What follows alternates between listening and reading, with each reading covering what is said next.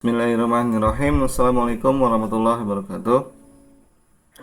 Pada video kali ini saya akan coba menjelaskan tentang materi ujian P3K tahun 2022 tentang jabatan penyuluh perikanan khususnya. Nah, ini teman-teman yang melamar di penyuluh perikanan sepertinya harus menyimak video ini nih, karena saya akan coba melakukan brainstorming terkait dengan materi-materi dan kompetensi teknis yang akan diujikan.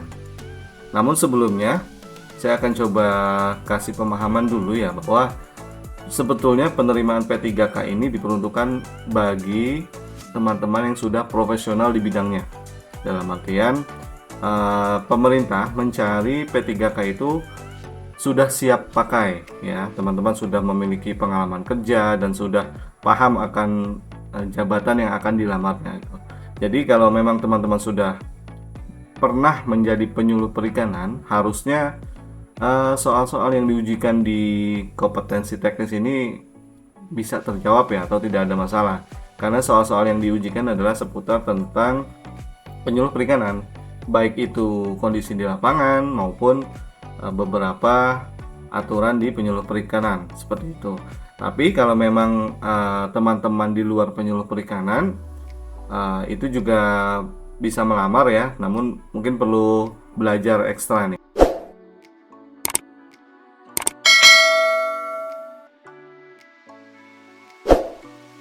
Gitu. Nah, di video kali ini langsung saja ya. Nah, ini saya coba lakukan brainstorming dari penyuluh perikanan. Kalau kita menyimak surat Menpan ya yang terakhir tentang materi ujian pokok ya di seleksi kompetensi P3K tahun 2022. Nah, penyuluh perikanan ada 5 kemampuan atau kompetensi yang akan diujikan gitu. Yang pertama itu ada kemampuan umum, itu terkait dengan peraturan KP Kelautan dan Perikanan. Kemudian ada nomor 2 sampai nomor 5 ini adalah kemampuan khusus ya. Kalau kita coba baca lagi di surat Menpan yang kemarin itu ya. Nah, yang kedua itu ada penumbuhan dan pengembangan kelembagaan sektor KP Kelautan dan Perikanan. Kemudian ada peningkatan akses IT, penyusunan dan penerapan metode dan materi penyuluhan KP Kelautan dan Perikanan, dan yang terakhir kemitraan usaha perikanan. Nah, ini dulu yang teman-teman harus pelajari ya, karena surat Menpan sudah mencantumkan kompetensi-kompetensi yang diperlukan di penyuluh perikanan gitu ya, atau soal-soal atau materi ujian yang akan diujikan di penyuluh perikanan ini. Nah, lalu kita bedah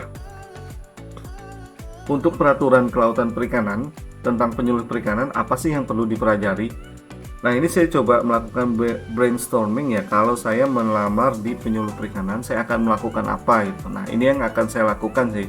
Sebenarnya ini hanya sharing ya. Kalau saya melamar di penyuluh perikanan saya harus belajar apa gitu. Nah, saya akan belajar tentang Undang-Undang Nomor 45 Tahun 2009. Gitu. Itu tentang apa? Tentang perikanan ya. Jadi teman-teman yang melamar penyuluh perikanan maupun jabatan lain tentang perikanan itu perlu nih baca Undang-Undang 45 2009. Di situ baca tuh definisi-definisinya banyak tuh ya. Kemungkinan sih ada soal-soal yang keluar dari situ ya sepertinya ya, karena memang yang diminta kemampuannya adalah peraturan kelautan dan perikanan gitu.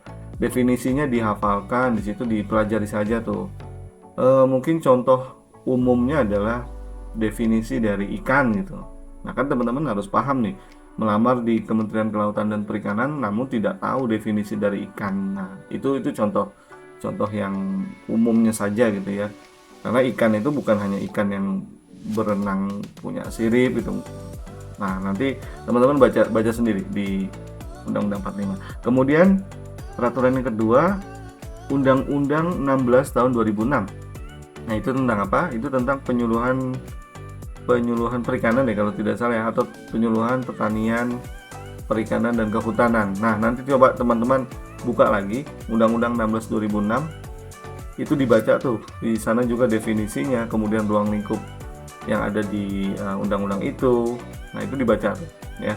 Jadi untuk peraturan KP silakan baca dua undang-undang ini gitu. Kemudian untuk yang kemampuan khusus dari nomor 2 sampai 5, nah ini ada di mana? Ini ada di Permenpan 19 tahun 2008 tentang PP, penyuluh perikanan ya.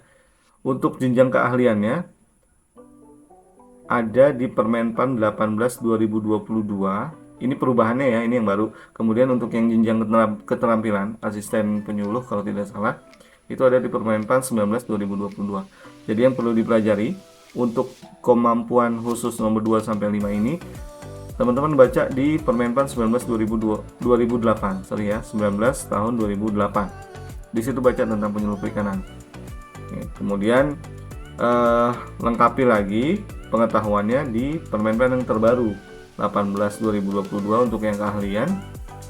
Kemudian yang keterampilan 19 2022. Apa aja sih yang dipelajari dari Permenpan ini? Kan banyak tuh ya, mulai dari awal sampai pasal akhir tuh banyak banget.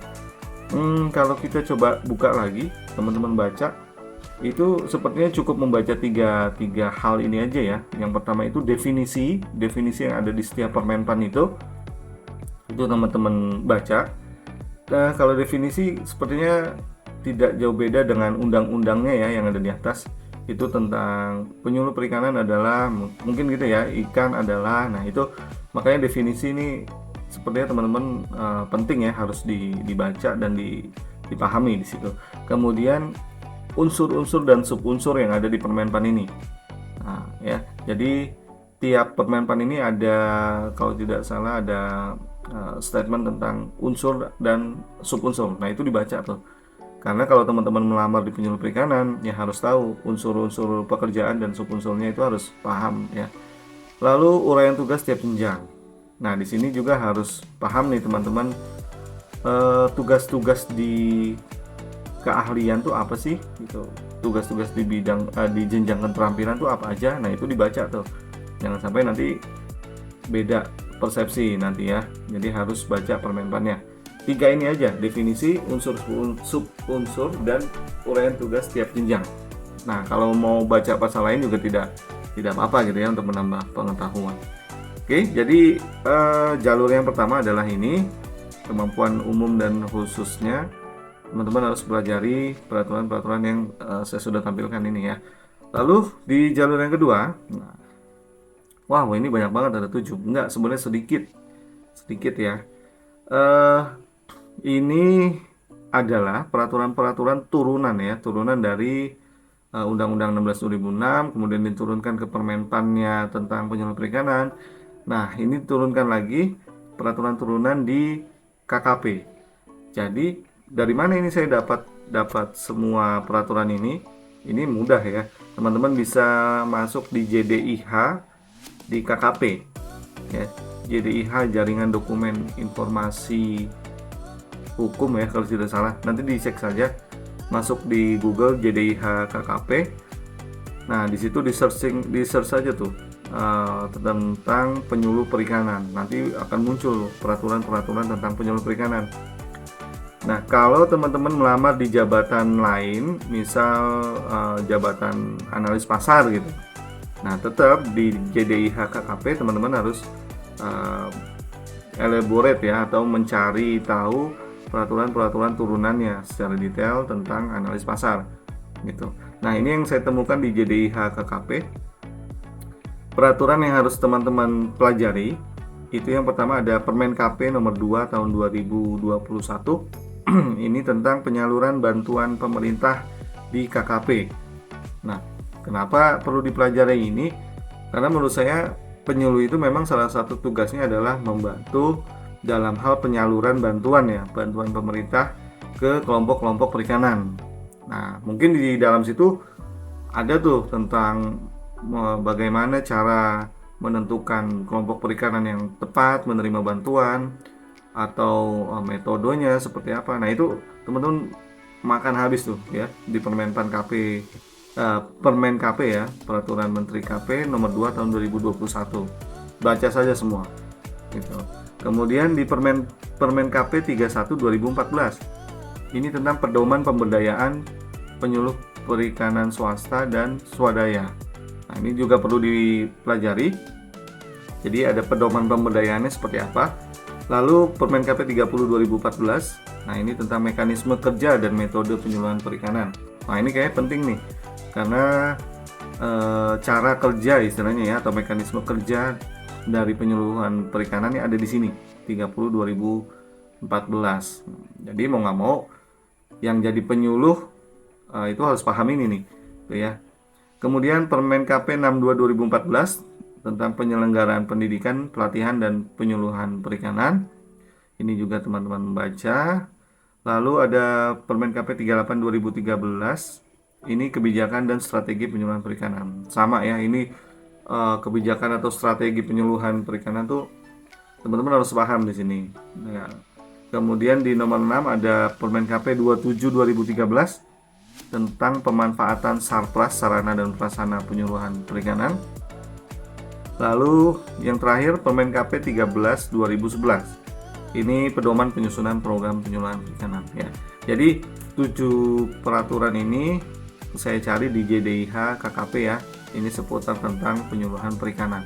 Teman-teman baca saja nih 7 peraturan turunannya. Karena memang kalau tidak salah ya penyusun soal itu menyusun soal dari peraturan-peraturan yang masih berlaku gitu ya, baik dari atas ya, dari Undang-Undang 45 2009 sampai ke peraturan turunan di kementeriannya, kementerian instansi pembinanya gitu ya. Baik, ini jalur yang kedua. Kemudian untuk jalur yang ketiga atau yang terakhir yang saya coba pahami di sini adalah berasal dari pengalaman melakukan penyuluhan di lapangan. Tentunya di sini teman-teman yang sudah pernah melakukan penyuluhan perikanan atau yang sudah pernah menjadi penyuluh perikanan bantu ya. Nah, ini mungkin sudah cukup familiar atau sudah cukup mengetahui ya ruang lingkup pekerjaannya. Nah, itu diasah lagi, diingat-ingat kembali karena pembuatan soal juga sepertinya ada dari ini ya, dari pengalaman-pengalaman penyuluhan perikanan di realnya ya, di lapangannya seperti itu. Misalnya seperti apa kelompok perikanan, penentuan kelompok perikanan misalnya, atau klasifikasi dari kelompok perikanan seperti apa, cara menentukan kelas kelompok perikanannya seperti apa. Nah, itu kan luas tuh ya. Jadi dari kata kelompok perikanannya teman-teman bisa memperluas lagi tuh apa yang perlu didalami lagi, dipahami lagi. Kemudian stakeholders yang terkait dengan kegiatan penyuluhan perikanan apa saja? Ya mungkin dari dinas gitu ya, kelompok itu sendiri, mungkin ada stakeholders yang lain. Nah itu perlu teman-teman pahami lagi. Lalu handling masalah ya. Nah ini mungkin nanti teman-teman yang sudah pernah jadi PPB ya, penyuluh perikanan bantu,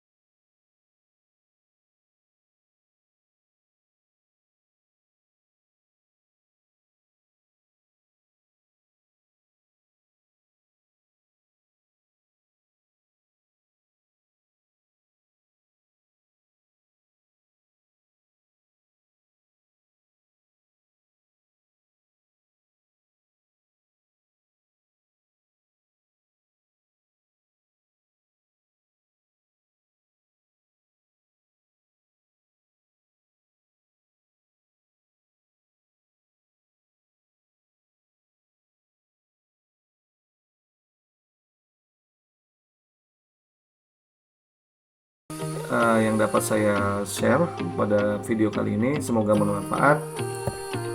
Jangan lupa like, comment, share, and subscribe ya. Nanti akan saya coba tampilkan video-video lainnya. Untuk teman-teman yang di jabatan lain, silakan kalau memang mau dibuatkan juga ya, bisa klik atau komentar di kolom komentar. Nanti saya akan coba buatkan. Oke. Oke, segitu. Good luck, selamat berjuang, selamat belajar, dan assalamualaikum warahmatullahi wabarakatuh.